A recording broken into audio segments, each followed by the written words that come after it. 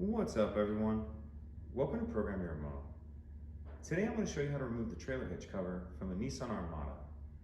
This is a 2020 Armada here, but it will be the same on a few different years. So as you can see, there's a cover right here over the trailer hitch, and there's two screws that we need to remove from the bottom. I've already got these two loosened up. There's one here and one right here, and these are Phillips head screws. So go ahead and take those out all the way. Then there's a tab on either side of this cover underneath that you need to push. And I'll show it to you once I get it off, it'll be a little easier to see. But once you push that tab, it's gonna allow it to come off. So this is that tab I was talking about. As you can see, there's one over here too. But if it's sitting in there like this, you kind of just gotta reach up under there and get it with your thumb. Push it in, and that allows that to come off.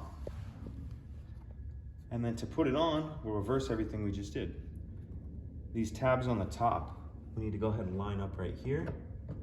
Once you get that lined up, it'll just kind of snap on. And then don't forget to put your two screws back up underneath. So that's it, pretty simple. If you have any questions, please let me know. If you could take a second to like and subscribe, it helps us out, and I'd appreciate it. Thank you.